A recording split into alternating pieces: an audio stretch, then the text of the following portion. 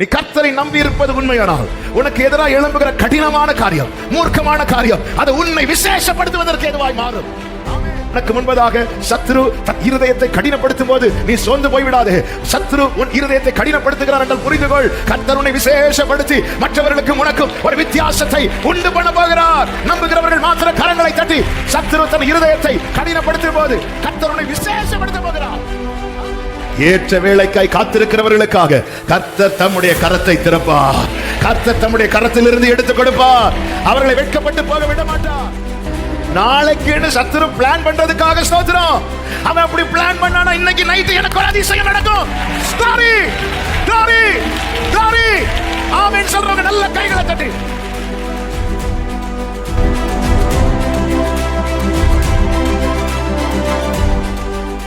வேதத்தை எடுத்துக்கொள்வோம். உபாகமம் 32வது அதிகாரம். உபாகமம் 32வது அதிகாரம் அதனுடைய 40வது வசனத்தை வாசிக்க கேட்கலாம். உபாகமம் 32:40. நான் என் கரத்தை வானத்திற்கு நேராக உயர்த்தி நான் என்றென்றைக்கும் ஜீவித்திருக்கிறவர் என்கிறேன். ஹல்லேலூயா, ஆமென். இந்த நாளிலே பேசும்படி கடந்த நாளிலே ஆவியானவர் சிந்தையிலே கொண்டு வந்த கர்த்தருடைய வார்த்தை, ஆமென். தம்முடைய ஜனத்திற்காக தேவன் தம்முடைய கரத்தை உயர்த்த போகிறார். ஹல்லேலூயா.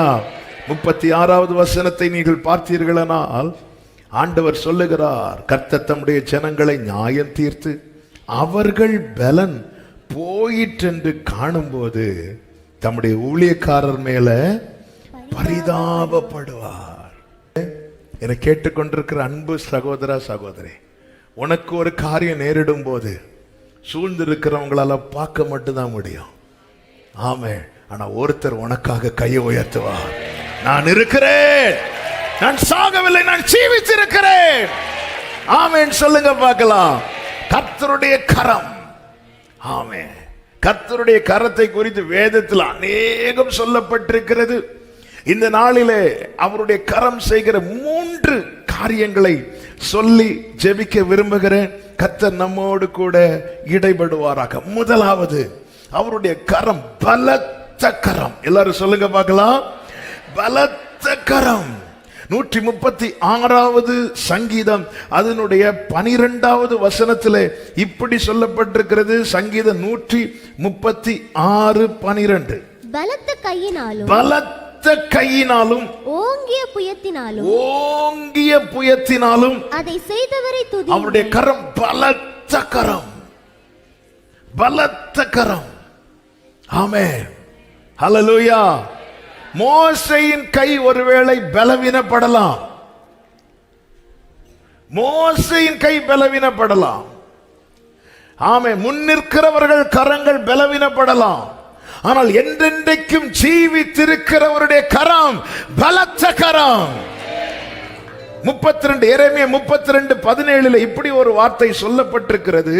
எரேமியா 32வது அதிகாரம் அதனுடைய 17வது வசனத்துல, கர்த்தராகிய ஆண்டவரே, இதோ தேவரீர் உம்முடைய மகாபலத்தினாலும் நீட்டப்பட்ட உம்முடைய புயத்தினாலும் வானத்தையும் பூமியையும் உண்டாக்கினீர். உம்மாலே செய்யக்கூடாத அதிசயமான காரியம் ஒன்றும் இல்லை. நம்புறவங்க சத்தமாமேன்னு சொல்லுங்க பார்க்கலாம். கர்த்தருடைய கரம் பலத்த கரம். எனவேதான் சங்கீதக்காரன் பாடும்போது சொல்லுகிறான், அவருடைய பலத்த கையினாலும் ஓங்கிய புயத்தினாலும் அதை செய்தவரை. எதை செய்தவரை? 136வது சங்கீதம் அதனுடைய ஆமென் 10-11 வசனங்களிலே இப்படி சொல்லப்பட்டிருக்கிறது.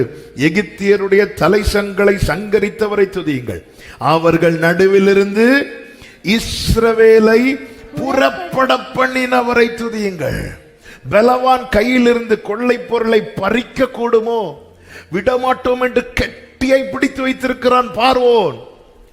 எல்லாமே அவனுக்கு ஃபேவரா இருக்கிறது. அதிகாரம், ஆள்பலம் எல்லாமே.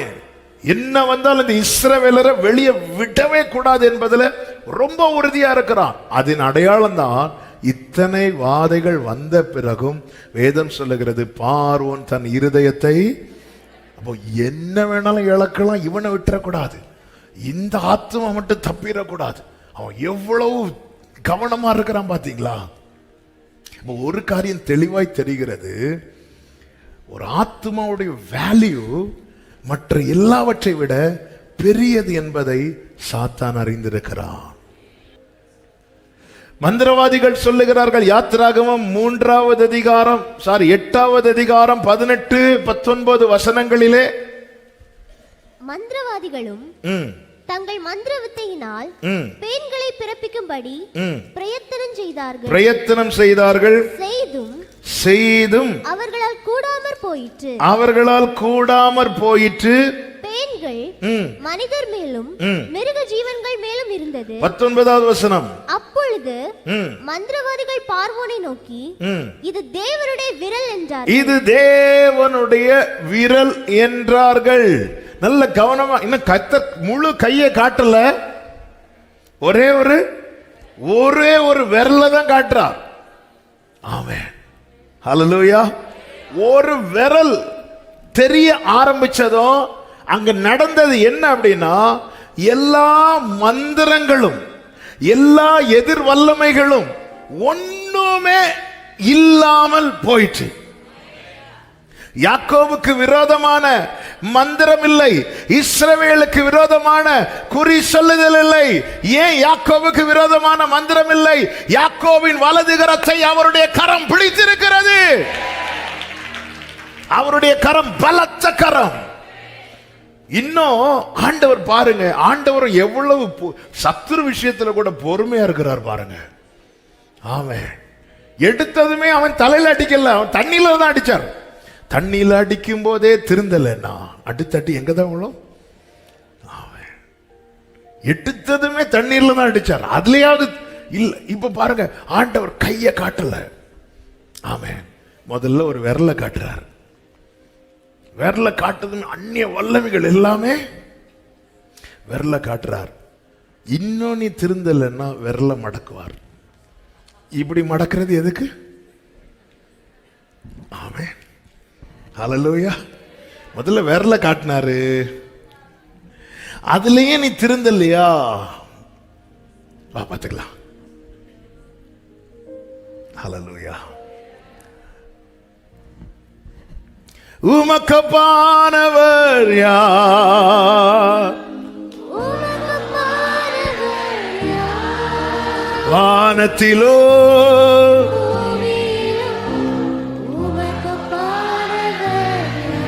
இப்ப மந்திரவாதிகள் பிரயத்தனம் பண்ணினார்களாம், அவர்களால் கூடாமற் போயிற்று.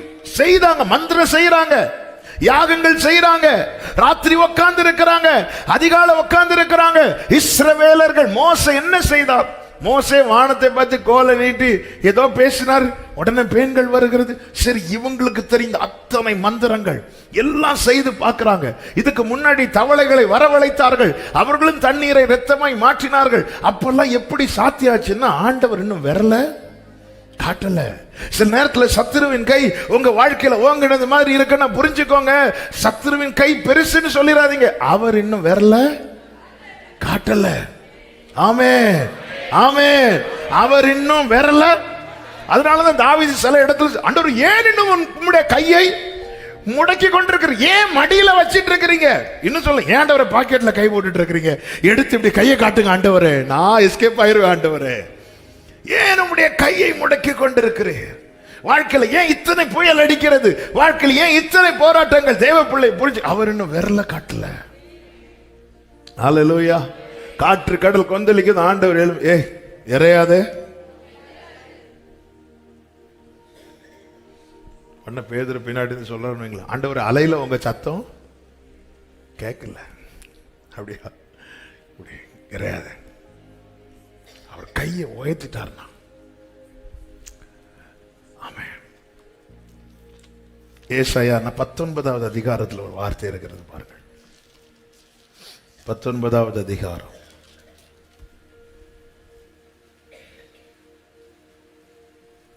15 முதல் வாசியுங்கள்.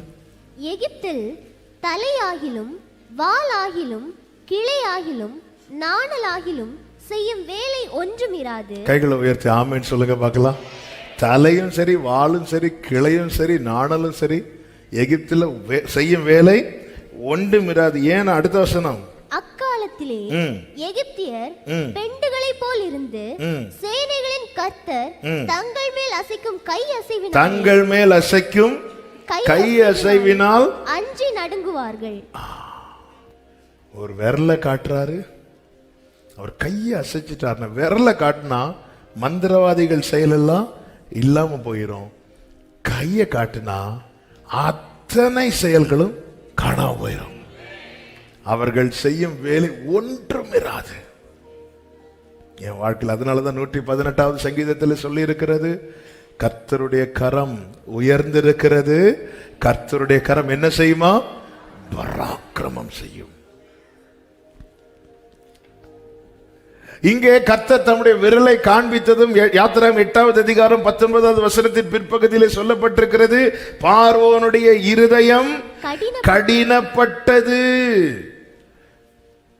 அதே அதிகாரம் 12-13 வசனங்களிலே கர்த்தர் சொல்லுகிறார், ஆமென், என் ஜனங்கள் இருக்கிற கோசே நாட்டில் அந்நாளிலே வண்டுகள் வராதபடிக்கு அந்த நாட்டை விசேஷப்படுத்தி என் ஜனங்களுக்கும் உன் ஜனங்களுக்கும் வித்தியாசம் உண்டாகும்படி செய்வேன்.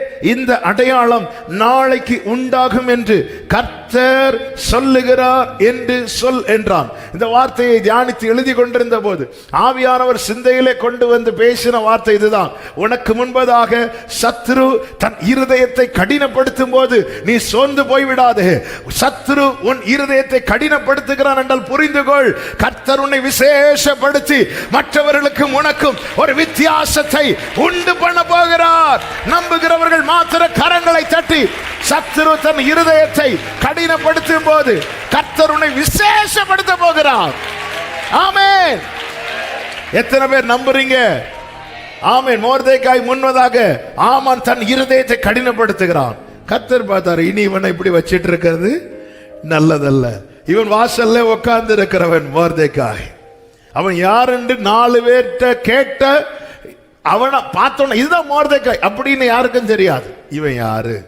4 பேர் சொல்ல, இவன் இப்படி ஒருத்தன், ஒரு யூதன், ஒரு மொர்தெகாய். ஓ அப்படியா, ஓகே. எப்பொழுது ஆமான் அவனை பார்க்கும் போதெல்லாம் எரிச்சல். ஃபர்ஸ்ட் அற்பமா பார்த்தான். யூதன் நமக்கு முன்னாடி எழும்பல, எல்லாமே ஆமானுக்கு ஃபேவரா இருந்தாலும் ராஜஸ்ரீ விருந்து வைக்கிறா, அந்த மகிழ்ச்சி கூட ஆமானால அனுபவிக்க முடியல. அவனுக்கு ஒரே குறிக்கோள், இந்த மொர்தெகாய் கதையை முடிக்கணும். நாளாக நாளாக நாளாக மொர்தெகாய் மேல் அந்த வெறுப்பு கூடுது. யூதரை அழிக்கும்படியான உத்தரவாதத்தை வாங்கிவிட்டான். ஆனாலும் கோபம் தீரல. மொர்தெகாய்க்குன்னு ஒரு தூக்கம் வரும். மொர்தெகாய் முன்னாடி ஆமான் சரி நேத்து இப்படி முறைச்சிட்டு போனார், இன்னைக்காவது சிரிப்பாரா? இல்ல, திருப்பியும் முறைக்கிறான். சரி எஸ்தர் விருந்து வச்சாச்சு, சரி இனி அவனை விட்டுருவோம், அவன் பாட்டுக்கு அவன் இருக்கிறான் போ, நமக்கு தான் நல்ல லைஃப் இருக்குது, அரண்மனையில நல்ல பேர் இருக்கு. இல்ல, ஆனால் அவனுக்கு அது எரிச்சல். அநேகருக்கு இந்த சிலர் மேல இருக்கிற எரிச்சல்னால தங்களுக்கு கொடுக்கப்பட்ட நன்மைகளை கூட சரியாய் அனுபவிக்க முடியாமல் இருக்கிறார்கள். என்னை கேட்டுக்கொண்டிருக்கிற அன்பு சகோதரா சகோதரி, ஆமென், இந்த எரிச்சல் யார் மேலேயாவது வந்துட்டுன்னு வைங்களேன், அது என்ன செய்யும் தெரியுமா? அது அவங்கள அழிக்காது, நம்முடைய சந்தோஷத்தை அழிக்கும். நம்முடைய நாம அனுபவிக்க வேண்டிய நன்மைகளை அனுபவிக்க விடாதபடி தடுக்கும். நாம மகிழ வேண்டிய காரியங்கள், அப்படிதான் வேதம் சொல்லுகிறது. பாருங்கள், எஸ்தரின் புஸ்தகம் 5வது அதிகாரத்தில் கர்த்தருக்கு மகிமை உண்டாவதாக. Price the Lord.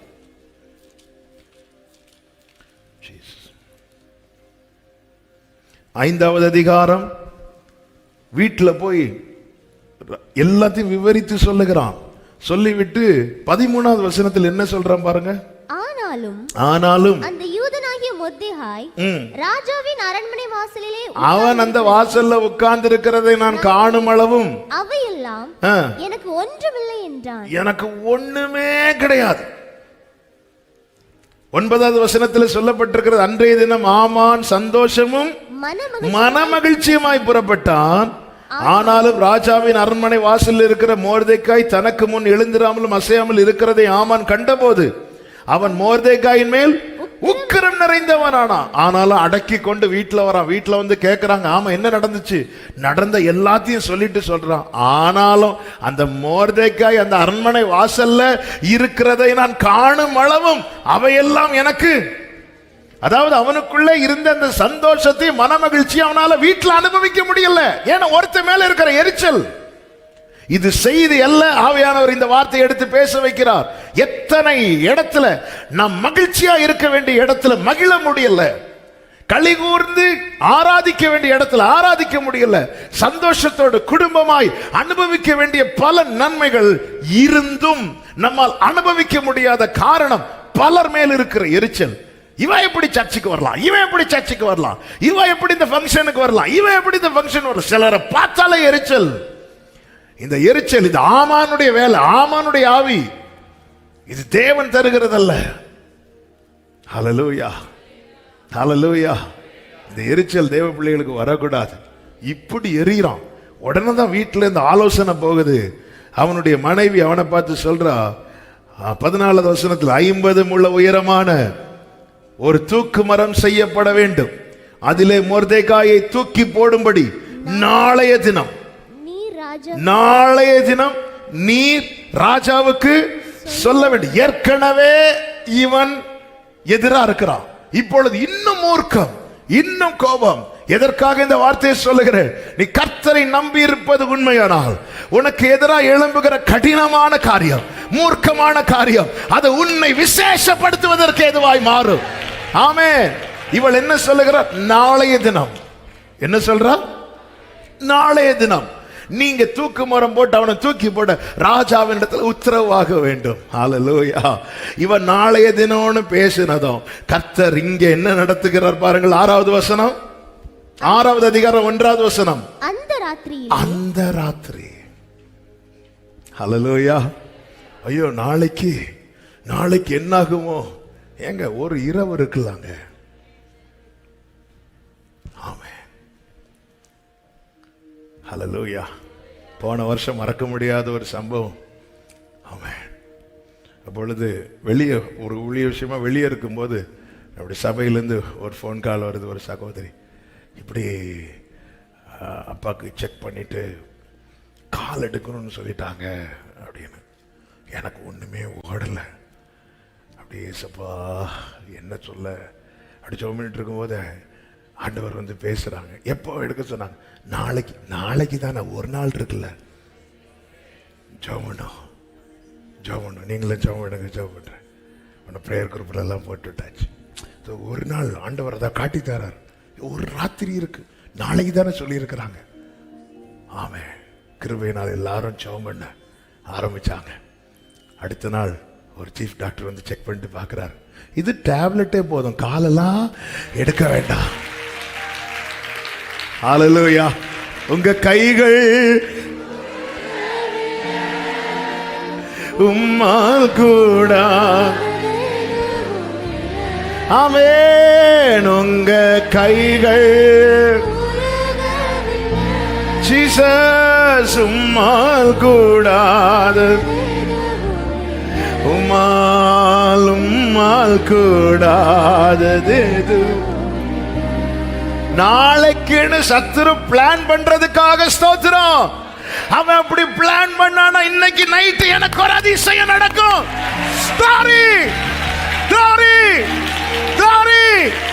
ஆமென் சொல்றவங்க நல்ல கைகளை தட்டி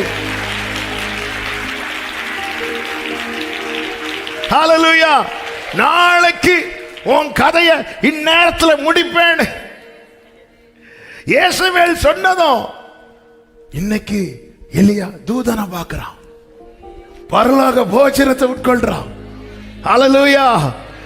அதனால தான் ஆண்டவர் சொன்னார், நாளைய குறித்து, நாளைய தினத்தை குறித்து பயம் இல்லை, நாதன் இயேசு எல்லாம் பார்த்து கொள்வார்,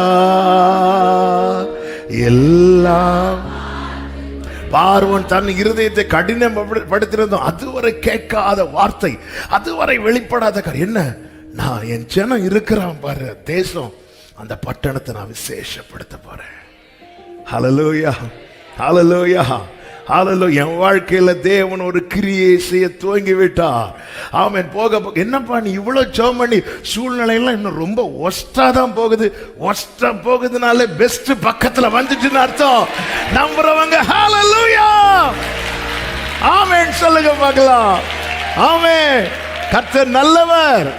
ஹல்லேலூயா. அதனால தான் பைபிள் சொல்லுகிறது, ஆமை யாத்திராகமம் 15வது அதிகாரம் 6வது வசனத்தில் ஜனங்கள் பாடினார்கள். ஆமை நாம் இன்னைக்கு அந்த பாடலை தான் பாடி ஆராதித்தோம். கர்த்தாவே தேவர்களில் உமக்கொப்பானவன் யார்? அதில் என்ன சொல்லி பாடுகிறார்கள்? கர்த்தாவே உம்முடைய வலதுகரம் பலத்தினால் மகத்துவம் சிறந்திருக்கிறது. கர்த்தாவே உம்முடைய வலதுகரம் பகைஞனை நொறுக்கி விட்டது. பகைஞனை நொறுக்கி விட்டது. 12-13 வசனங்களை வாசியுங்கள். நீர் உமது வலது கரத்தை நீட்டினீர், பூமி அவர்களை விழுங்கி போட்டது. நீர் மீட்டுக் கொண்ட இந்த ஜனங்களை உமது கிருபையினாலே அழைத்து வந்தீர்.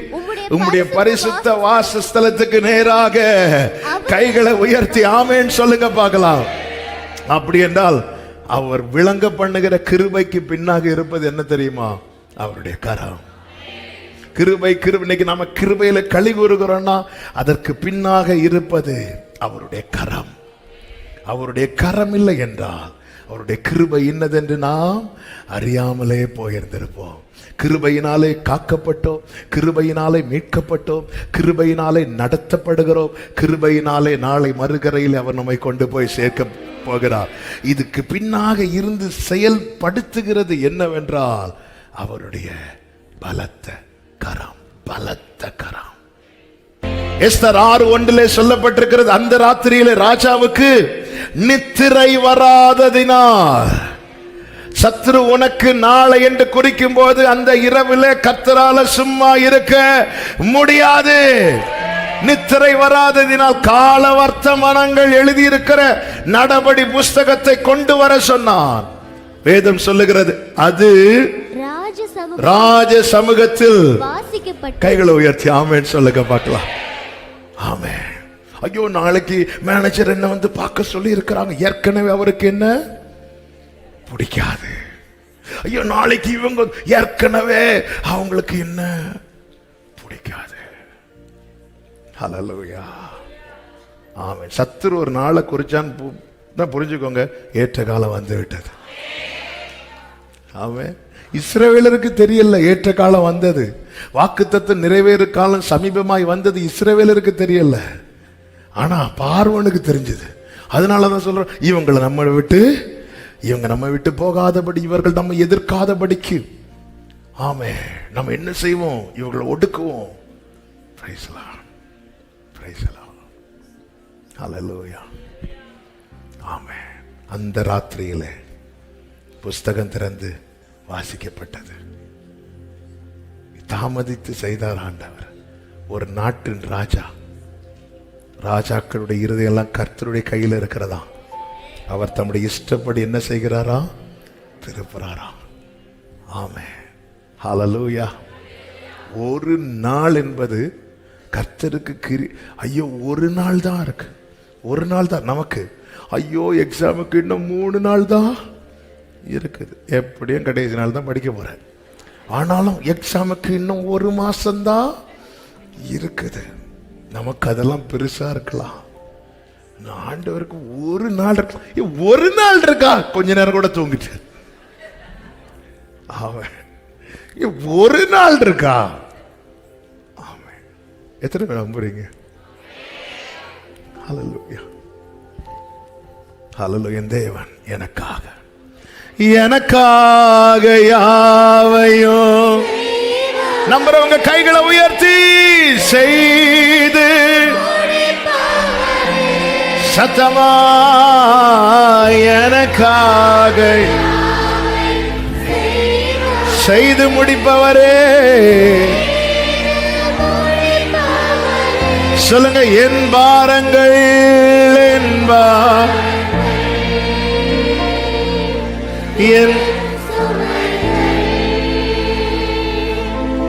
என் பாரங்கள்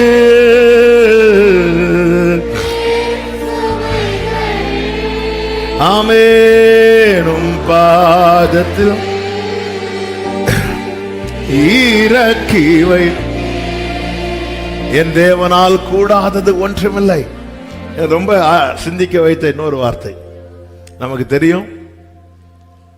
அடுத்த அதிகாரத்தில் மொர்தெகாய் உயர்த்தப்படுகிறான், மேன்மைப்படுத்தப்படுகிறான். 7வது அதிகாரத்தில் ஆமான் தூக்கிலிடப்படுகிறான். 5வது அதிகாரத்தில் விருந்து நடக்குது, 7வது அதிகாரத்தில் விருந்து நடக்குது. 5வது அதிகாரத்தில் நடக்கிற விருந்திலேயே எஸ்தர் ஓபன் பண்ணி இருக்கலாம், இப்படி எங்க ஜனத்தை கொல்ல பார்க்கிறான்னு சொல்லிட்டு. ஏன்னா ராஜாவுக்கு எஸ்தர் ரொம்ப பிடிச்சு போச்சு. நீ ராஜ்யத்துல பாதி கேட்டால் நான் தர்றதுக்கு ரெடி. அந்த அளவுக்கு எஸ்தர் மேல அவ்வளவு பிரியமா இருக்கிற அந்த தயக்கு காரணம் கர்த்தருடைய சமூகத்தில் அவள் 3 நாட்கள் உபவாசித்து ஜெபித்தாள். அப்ப முதல் விருந்திலேயே எஸ்தர் வெளிப்படுத்தி இருக்கலாம். எல்லாம் எடுத்து வாசிக்க நேரம் இல்லாதனால சொல்றேன், நீங்க வீட்டில் போய் வாசித்தீங்கன்னா நான் சொல்றது உங்களுக்கு புரியும். ராஜாவை விருந்து கூப்பிடுறா. ராஜா கேட்கிறார், என்னம்மா வேணும் உனக்கு? நான் ஒரு விருந்து வைக்கிறேன், நீங்க வரணும். ஆமானையும் வர சொல்லுங்க. ஆமான் ஒரே குஷியில போறார். அங்கேயே சொல்லியிருக்கலாம் ராஜாவை, ஆனாலும் இந்த ஆமான் எப்படி பண்ணிட்டார். அப்படியா? உடனே அந்த இடத்துல ஆமான கொண்டு இருக்கலாம். அங்க ஆமானுக்கு இன்னொரு விருந்து தான் சொல்லப்பட்டதே தவிர வேற எந்த, இவ்வளவு எஸ்தர் இருக்கா, ராஜா இருக்கிறா, உள்ள போன ஆமான் பாடியா வெளியே வருவான்னு பார்த்தா அவன் குதிரையில ஜாலியா தானே வரான். மொர்தெகாய் நினைச்சிருப்பார், என்ன ஆண்டவரே இது, இன்னையோட இந்த ஆமானுக்கு பிரச்சனை முடியும்னு பார்த்தா அவன் இன்னொரு விருந்தா? எதுக்கு புரியல. இப்போ இந்த 5வது அதிகாரத்தில் விருந்து வைக்கப்படுகிறது. அந்த விருந்திலே ஆமான் கதை முடிந்திருக்க வேண்டியது இல்ல. 7வது அதிகாரம், இந்த 5க்கும் 7க்கும் நடுவில் தான் இந்த 6வது அதிகாரம். இந்த 6வது அதிகாரத்தில் அப்படி என்ன நடக்குது? 7வது அதிகாரத்திலே ஆமானுக்கு கதை முடியுது. மொர்தெகாய்க்கு ஆயத்தம் பண்ணின தூக்கு மரத்திலேயே அதே மரத்தில் ஆமான் தூக்கில இடப்படுகிறான். அப்படி இருக்க ஏன் ஆண்டவரை இவ்வளவு விட்டிலே? ஆன்சர் ஒண்ணுதான், மொர்தெகாய் நான் உனக்கு செய்யறத அவன் பார்க்கணும். உனக்கு யாருமே இல்லைன்னு நினைச்சிட்டாங்க, நான் இருக்கிறேன்.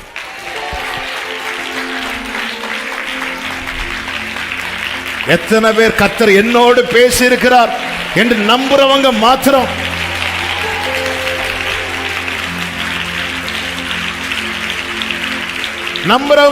தேவனை மகிமைப்படுத்துங்க. நான் உனக்கு செய்யறத அவன் பார்க்கணும். ஆமென் சொல்லுங்க பார்க்கலாம். மொர்தெகாய் ஆமானை முடிக்கிறது ஆண்டவருக்கு விஷயம் கிடையாது. அதனாலதான் அவன் என் கை வல்லமைய பார்க்கணும். அவன் பார்க்கட்டும், உட்காரவை அவனை. ஹல்லேலூயா, ஹல்லேலூயா, ஹல்லேலூயா. பாட்டா வருது. நான் வேற ஆவேசத்துல 3 பாயிண்ட் சொல்லிட்டேன். ஆமென், ஹல்லேலூயா. நான் உனக்கு செய்யறத பார்க்கணும். அதனால வெயிட் பண்ணி இருக்கட்டும், போட்டோம். ஆண்டவர் இவங்க என்ன டார்ச்சர் பண்றாங்க, ஆண்டவரே வெயிட் பண்ணு. ஹல்லேலூயா, ஆமென், ஹல்லேலூயா.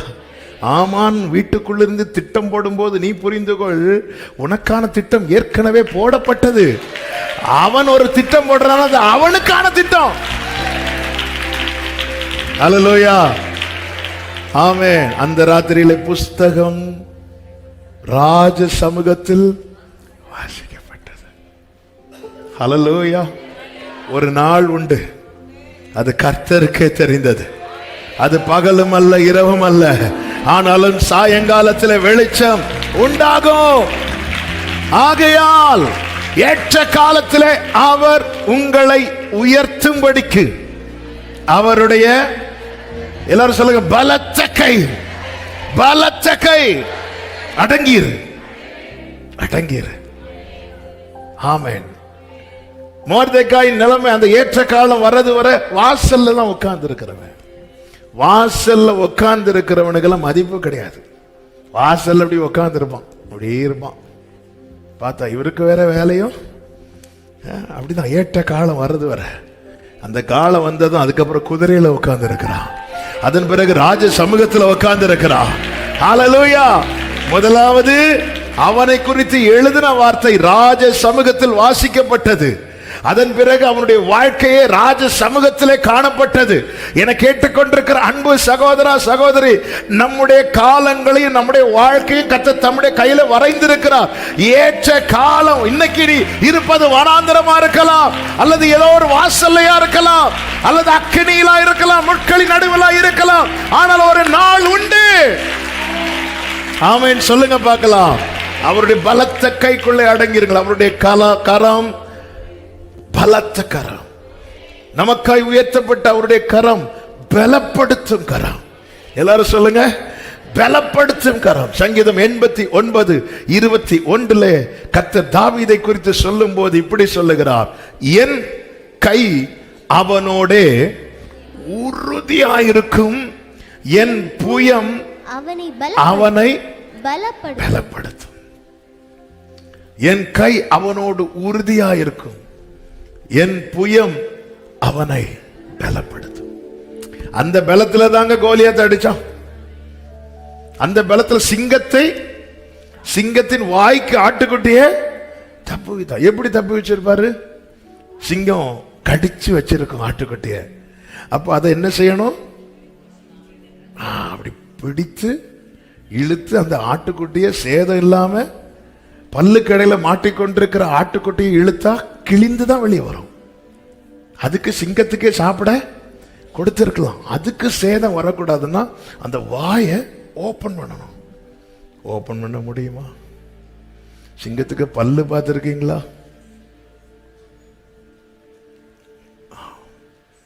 சிங்கத்துக்கு பல்லு பார்த்திருக்கீங்களா?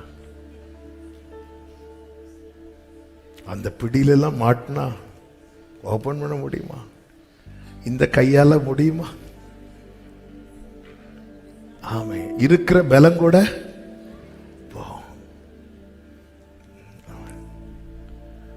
இன்னும் வேலை முடியலையா? கையெல்லாம் பாருங்க பிரதர், நம்ம தான் பாடுவோம் என்ன, சிங்கத்தின் மேலும் நடந்து எங்க நடக்குது காண்டுவரே. அவன் எந்த கைய வச்சு, எந்த கையால, இதெல்லாம் பிராக்டிக்கலா சாத்தியமாங்க. இவனுக்கு யுத்தம்னா என்னன்னு தெரியும். யுத்தத்துக்கான ட்ரெஸ் கூட போட தெரியாது தாவீதுக்கு. ஆமென். ஆனால் இப்பொழுது சிங்கத்துக்கு முன்னாடி கொண்டு போய் விட்டிருக்கிறான். அனுமதித்தது கர்த்தரானால் அதை மேற்கொள்ளுகிற பலனை கர்த்தர்.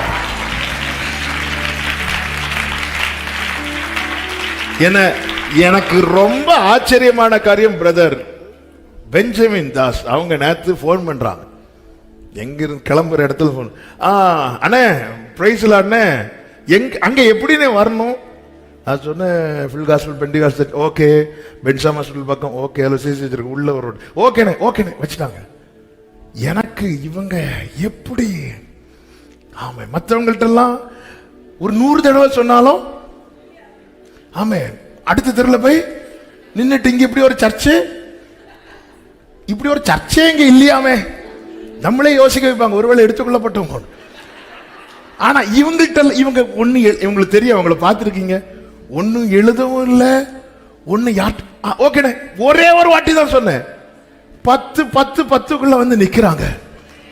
ஒரு பாதையில கர்த்தர் நடத்த விட்டா என் ஜனங்கள் ஒருபோதும்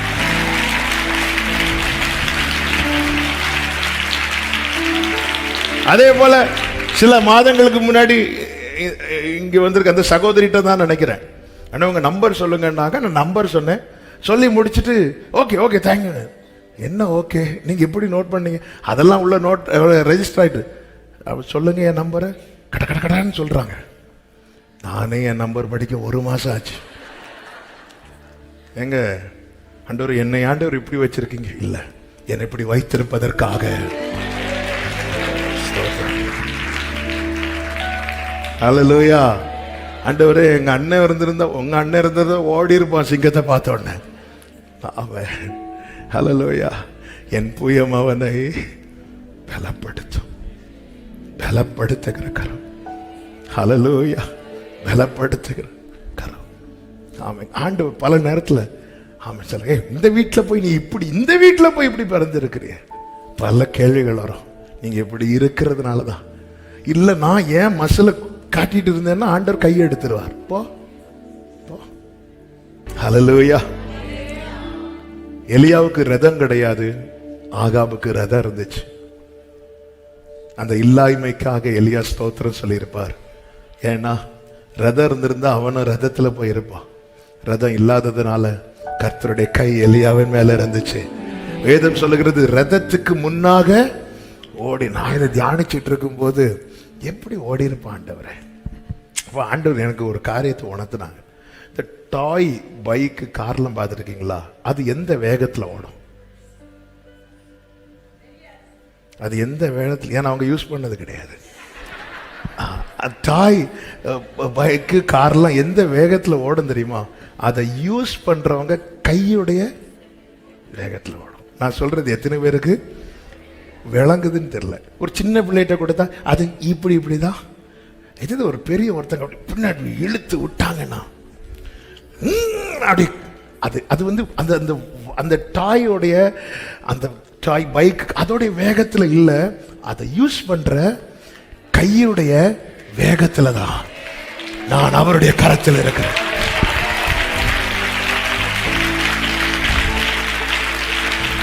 ஹல்லேலூயா. ஹல்லேலூயா. எப்படிங்க இவன் பாட தெரியலன்னா பாடுறான், பேச தெரியலன்னா பேசுறான்.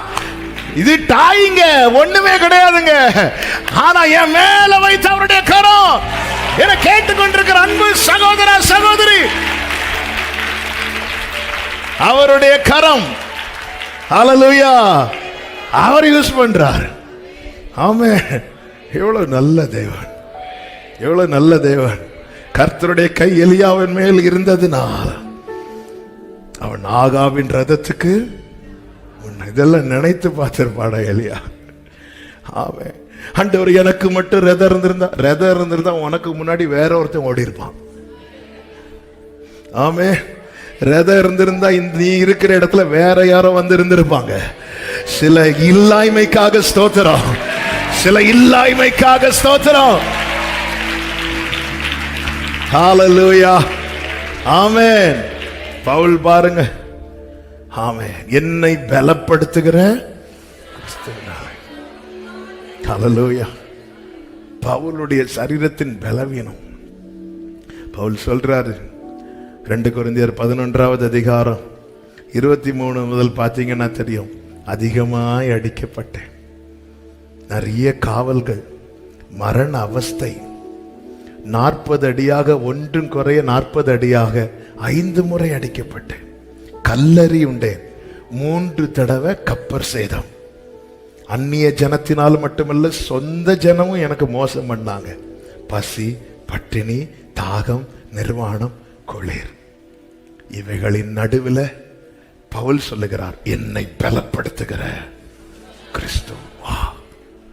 இந்த சிச்சுவேஷன்ல இருக்கிறவனையும் பலப்படுத்த முடியுமா? எவரையும் மேன்மைப்படுத்தவோ பலப்படுத்தவோ தேவனுடைய கரத்தினாலே ஆகும். இந்த பவுலை கொண்டு கர்த்தர் 14 நிருபங்களை எழுதினார். இன்னைக்கு நாம் படித்து பலப்பட்டு கொண்டிருக்கிறோம்.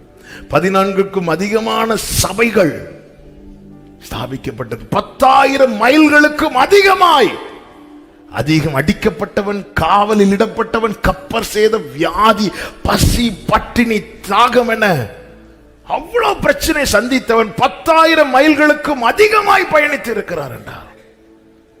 அது மாத்திரமா கடைசியில் சொல்றார், நான் ஓட்டத்தை முடித்தேன். இவ்வளவு இருந்தும் என் ஓட்டத்தை எதுவுமே ஸ்டாப் பண்ணவும் இல்லை, தடுக்கவும் இல்லை. ஏனென்றா நான் ஓடல, என் மேல ஒரு கரம் இருந்து என்ன ஓட வச்சு. ஆமென். அவ்வளவுதான். ஆண்டவரே, உங்க வண்டி எப்படிங்க ஓடுது? அவர் ஓட்டுறாரு, ஓடுது. சில நேரத்தில் அவர் இப்படி கையில் தான் எடுத்து வச்சிருப்பார், ஓட்ட மாட்டார். சரணத்துல அவ்வளவுதான். ஹல்லேலூயா. ஆமென். நம்முடைய வேகமோ நம்முடைய விவேகமோ அல்ல, எல்லாமே அந்த கரம் செய்து, கர்த்தருடைய கரம் இதை செய்தது என்று யாவரும் கண்டு உணர்ந்து சிந்தித்து அறிவார்கள். என்னை எப்படி நடத்தணுமோ அந்த கரம் நடத்த வல்லமை உள்ளது என்று சொல்லுகிறவர்கள் மாத்திரம். ஹல்லேலூயா. ஆமென். மூன்றாவது பலத்த கரம், பலப்படுத்தும் கரம். மூன்றாவது பலன் தரும் கரம், பலன் தரும் கரம். 104வது சங்கீதம் 27, 28 வசனங்கள் நல்ல தெரிந்த வசனங்கள் தான், இருந்தாலும் வாசிக்கலாம். 104வது சங்கீதம் 27, 28 வசனங்கள். ஏற்ற வேளையில் ஆகாரத்தை தருவீர் என்று அவைகள் எல்லாம் உம்மை நோக்கி காத்திருக்கும். ஏற்ற வேளைக்காக கர்த்தர் ஏற்ற வேளையில தருவார் என்று யார் காத்திருக்கிறார்களோ அவர்களுக்கு பலனை கொடுக்கிற கரம். அடுத்த வசனத்தை வாசிங்க. நீர் கொடுக்க அவைகள் வாங்கிக் கொள்ளும். நீர் உம்முடைய கையை திறக்க அவைகள் நன்மையால் திருப்தியாகும். ஏற்ற வேளைக்காய் காத்திருக்கிறவர்களுக்காக கர்த்தர் தம்முடைய கரத்தை திறப்பார். கர்த்தர் தம்முடைய கரத்திலிருந்து எடுத்து கொடுப்பார். அவர்களை வெட்கப்பட்டு போக விட மாட்டார். ஒரு வசனத்தை கூட வாசித்து செபிக்கலாம். ஏசாயா 49வது அதிகாரம் அதனுடைய 22, 23 வசனங்கள். இதோ ஜாதிகளுக்கு நேராக என் கரத்தை உயர்த்தி ஜனங்களுக்கு நேராக என் கொடியை ஏற்றுவேன் என்று சொல்லிவிட்டு கடைசி 23 கடைசியில கர்த்தர் என்ன சொல்லுகிறார்? நான் கர்த்தர், எனக்கு காத்திருக்கிறவர்கள் வெட்கப்படுவதில்லை என்பதை நான் கரத்தை உயர்த்துகிற அந்த நாளிலே நல்ல கைகளை தட்டி ஆமென் சொல்லுங்க பார்க்கலாம். என கேட்டுக்கொண்டிருக்கிற அன்பு சகோதரா சகோதரி, நீ கர்த்தருக்கு காத்திருப்பது உண்மையானால், ஏற்ற வேளைக்காய் காத்திருப்பது உண்மையானால், அவன் உன்னை வெட்கப்பட்டு போக கர்த்தர் கையை முடக்கி கொண்டிருக்க மாட்டார். உன்னை சாட்சி சொல்ல வைக்க அவர் தம்முடைய கரத்தை உயர்த்துவார். ஆமா, அவர் உங்களுக்கு செய்வார்னு எப்படி நம்புறீங்க? நம்பிக்கை ஒண்ணுதான், ஜீவிக்கிறார் இயேசு அவ்வளவுதான். ஆண்டவர் கையை வைத்து சொல்ற, நான் சாகல, இன்னும் ஓவரா என் பிள்ளை அடிச்சிட்டு இருக்கிற. அவர்களுக்கு யாரும் இல்லைன்னு நினைச்சியா? அவர் பரிதாபப்படுகிறவர். கரத்தை உயர்த்தி நான் ஜீவித்திருக்கிறவர். பலத்த கரம், பலப்படுத்த கரம், காத்திருக்கிற அவரை நம்பி என் அப்பா வாக்கு தந்திருக்கிறார். ஏற்ற வேளையில் ஆண்டவர் சொல்றார், கையை உயர்த்துவேன், அப்பொழுது அறிந்து கொள்வாய். எப்பொழுது? நான் கையை உயர்த்துவேன் பாரு, எப்பொழுது. காத்திருக்கிற அன்பு சகோதரா சகோதரி, அந்த நாள் வரப்போகிறது. அப்ப நீங்க உடனே என்ன தெரியுமா நினைக்கணும்? அப்பா கையை உயர்த்திட்டார் எனக்காக, எனக்காக, எனக்காக. எத்தனை பேர் நம்புறீங்க? ஆமென் சொல்லுங்க பார்க்கலாம். உங்க கைகள் கூறுகவில்லை, உம்மால் கூட. அப்படி எழுந்து நிற்கலாமா தேவ சமூகத்துல? ஜீசஸ், உங்க கைகள் ஆமென், உம்மால் கூடாதது எதுவும் இல்லை, உம்மால் கூடாதது எதுவும் இல்லை, உம்மால் கூடாத. ஆமென், ஆமென், ஆமென், ஆமென். ஹல்லேலூயா. நான் கர்த்தர். அதுக்கு மேல உள்ள வசனங்கள்ல தான் ஆண்டவர் சொல்ல, சீயோன் சொல்றா, கர்த்தர் என்னை மறந்தார், என்னை கைவிட்டார். இல்லம்மா, ஏற்ற காலம் வரல. பல முறை சொன்ன வார்த்தை ஒரு விஷயம் கூட சொல்லுகிறேன். ஏற்ற காலம் என்பது நாம் குறிக்கிற நாள் அல்ல, கர்த்தர் ஏற்கனவே குறித்து வைத்த நாள். ஆமென். அந்த நாள் வரும். அந்த நாள் வரும்போது நீங்க என்ன சொல்லணும்னா, அப்பா கையை வைத்துட்டார். ஆமென். இப்ப சேர்ந்து பாடுவோமா? எனக்காக யாவும் செய்து முடிக்கும் என் தேவன் நீரிருக்க பயமே இல்லை, எல்லாவற்றையோ நிரப்பும் நீரிருக்க. எனக்காக யாவோம், எனக்காக யாவோம் என் தேவன் தேவன் நீர் இருக்க பயமே இல்லை. எல்லாவற்றையும் நிரப்பும் நீர். எல்லாரும் இப்ப கைகளை உயர்த்தி ஒரே சத்தமாய், உங்க கைகள் குறுகவில்லை, உம்மால் கூடாதது எதுவும் இல்லை, உம்மால் கூடா. அப்படியே உங்க வலது கரத்தை உயர்த்தி உங்க இடது கரத்தை இருதயத்துல வச்சு ஆண்டவர்ட்ட ஒண்ணே சொல்லுங்க, உங்க கை எனக்கானதை செய்து முடிக்க நான் நம்புறேன். அந்த ஏற்ற காலத்துக்காக நான் அடங்கி இருக்க எனக்கு கிருபை தாங்கப்பா. நான் கையை விட்டுட்டு போயிடக்கூடாது. யாரோ உனக்கு செய்யறேன்னு சொன்னதை நான் போயிடக்கூடாது. என் அப்பா உயிரோடு இருக்கிறா, உயிரோடு இருக்கிறா. நான் அடங்கி இருக்க எனக்கு கிருபை தாங்க. நான் எதுல சோர்ந்து போறேன், எதுல தளர்ந்து போறேன் எல்லாம் உங்களுக்கு தெரியும். சர்ச்சில் வந்து வார்த்தை கேட்கும் போது எனக்கு இருக்கிற நம்பிக்கை, சில காரியத்தை பார்க்கும் போது காணாம போறதும் உங்களுக்கு தெரியும். விட்டுறாதீங்கப்பா, விட்டுறாதீங்கப்பா. எனக்கு தெரியும்பா, நீங்க எனக்காக கையை உயர்த்துவீங்கப்பா. அன்னைக்கு எல்லாரும் சொல்ல போறாங்க, இவன் காத்திருந்தது வீணாகல. ஆண்டவர் சொல்லுகிறார், நான் கர்த்தர், எனக்கு காத்திருக்கிறவர்கள் வெட்கப்பட்டு போவது இல்லை என்பதை அப்பொழுது அறிந்து கொள்வாய். ஆமென். உங்க கைகள் குறுகவில்லை, உம்மால் உங்க கைகள் இயேசுவா உம்மால் கூடாது. ஆமென். உம்மால் கூடாது. ஓ உம்மால் கூட. ஒரு 2 நிமிஷம் ஜெபம் பண்ணுவீங்களா? ஒரு 2 நிமிஷம் ஜெபம் பண்ணுவீங்களா? எந்த ஒரு காரியமானாலும் ஆண்டவர்ட்ட வச்சுட்டு சொல்ல முடியுமா? நீங்க கையை உயர்த்திட்டீங்கன்னா சால்வ் ஆயிரும். நீங்க கையை உயர்த்திட்டீங்கன்னா சால்வ் ஆயிரும். நீங்க கையை அசைச்சிட்டீங்கன்னா எல்லா எதிரான காரியங்கள் ஒண்ணுமே இல்லாம போயிடும். ஜெபம் பண்ணுங்க. ஆண்டவரே, நான் காத்திருக்கிறதுனால நிறைய பேர் கொஸ்டின் பண்றாங்க, நிறைய பேர் நிந்திக்கிறாங்க. ஆமென். நீங்க கையை உயர்த்துவேன்னு சொல்லி இருக்கிறீங்க.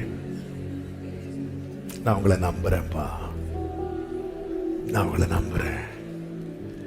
எனக்கான வேலை வரும்போது இமீடியட்டா செய்வீங்க, இமீடியட்டா. அதனாலதான் ஆண்டவர் சொல்லுகிறார், நீ தாமதித்தாலும் காத்திரு, விட்டுறாத. இத்தனை வருஷம் வெயிட் பண்ணிட்ட, விட்டுறாத. அப்புறம் 99 வயசுல வந்து என்ன சொன்னார் பாத்தீங்களா? எனக்கு முன்னாடி நடந்து உத்தமனாரு வந்துட்டு பக்கத்துல வந்தாச்சு, இனி விட்டுரு போயிடாத. நான் கர்த்தர், எனக்கு காத்திருக்கிறவர்கள் வெட்கப்பட்டு போவது இல்லை என்பது அப்பொழுது அறிந்து கொள்வார். எப்பொழுது? ஆண்டவர், என் கையை நான் உயர்த்துறேன் பாரு உனக்காக. பரிசுத்த பிதாவே, நல்ல தகப்பனே, நன்றி நிறைந்த இருதயத்தோடுமே நாங்கள் துதிக்கிறோம், ஸ்தோத்தரிக்கிறோம், வாழ்த்துகிறோம், மகிமைப்படுத்துகிறோம். நீர் எத்தனை நல்லவர். உங்க சமூகத்தில் எங்களை கொண்டு வந்து எங்களோடு இடைப்பட்டு பேசினீர். நீர் உம்முடைய கையை உயர்த்தி நான் ஜீவித்திருக்கிறவர் என்கிறீர். நான் இருக்கிறேன்னு சொல்றீங்கப்பா. ஆண்டவரே, இந்த நம்பிக்கை எங்களுக்குள்ளே தந்த தயவுக்காக நன்றி. உம்முடைய கரம் பலத்த கரம், சத்துருவை நொறுக்குகிற கரம், உம்முடையவர்களை பலப்படுத்தும் கரம், உமக்கு காத்திருக்கிறவர்களுக்கு பலனை கொடுக்கிற கரம், உம்முடைய தயவுள்ள கரங்களுக்காக ஸ்தோத்திரம். எங்களுக்கு பாராட்டுகிற அத்தனை கிருபைகளுக்கு பின்னாக இருப்பது உம்முடைய கரத்தின் கிரியை என்பதை ஆண்டவரை இந்த நாளிலே ஒன்று கூட எங்களை உணர்த்தி பலப்படுத்தின உம்முடைய தயவுக்காக ஸ்தோத்திரம். யார் யார் என்னென்ன சூழ்நிலையிலிருந்து வந்திருப்பாங்க என்பது உமக்கு தெரியும். எத்தனை நாட்கள், எத்தனை வருடங்கள் சில குறிப்பிட்ட காரியத்துக்காக உங்க சமூகத்தில் நீர் கொடுத்த வார்த்தைகளை பிடித்துக் கொண்டு காத்திருக்கிறார்கள் என்பது உமக்கு தெரியும். நீங்க சொல்லுறீங்கப்பா, நான் என் கையில் கரத்தை உயர்த்துவேன், அப்பொழுது நான் கர்த்தர் எனக்கு காத்திருக்கிறவர்கள் வெட்கப்பட்டு போவது இல்லை என்பதை அப்பொழுது அறிந்து கொள்வாய் என்று இந்த நாளில் ஒன்று கூட எங்களோடு பேசின கிருபைகளுக்காக நன்றி. நீர் கொடுக்கதான் நாங்க வாங்கிக் கொள்வோம். எங்களை திருப்தியாக்க வேண்டியது உம்முடைய கரத்தில் இருக்கிறதப்பா. கர்த்தர் நல்லவர் ஆண்டவரே. ஒவ்வொருவரையும் சமாதானத்தோடு அனுப்பும் சாட்சியாய் கொண்டு வாரோம். சமீபத்தில் தூரத்திலும் இருந்து இந்த கூடுகையில் இணைந்த அத்தனை பேருக்காக ஸ்தோத்திரம். அத்தனை பேரையும் கர்த்தர் ஆசீர்வதியும் ஆண்டவரே. அறிந்து கொள்ளட்டு கர்த்தர் எனக்காக தம்முடைய கரத்தை உயர்த்தினார் என்பது ஒவ்வொருவரையும் சாட்சியாய் நிறுத்து நாமத்துக்கு மகிமை வர பண்ணும். எல்லா கன மகிமையும் ஒருவருக்கே செலுத்துகிறோம் இரட்சகர் இயேசு கிறிஸ்துவின் நாமத்தில் பிதாவே, ஆமென். சேர்ந்து சத்தமா சொல்லுவோம். என் ஆத்துமாவே கர்த்தரை ஸ்தோத்திரி, என் ஆத்துமாவே கர்த்தரை ஸ்தோத்திரி, கர்த்தர் செய்த சகல உபகாரங்களை மறவாதே. ஆமென். நம்முடைய கர்த்தராகிய இயேசு கிறிஸ்துவின் கிருபையும் பிதாவாகிய தேவனுடைய அன்பும் பரிசுத்த ஆவியானவருடைய ஐக்கியமும் சிநேகமும் பாதுகாவலும் நம் அனைவரோடும் எல்லா பரிசுத்தவான்களோடு கூட கர்த்தருடைய வருகை மட்டும் தங்கி இருப்பதாக. ஆமென். ஹல்லேலூயா. God bless you. கர்த்தர் உங்களை ஆசீர்வதிப்பாராக. ஆமென்.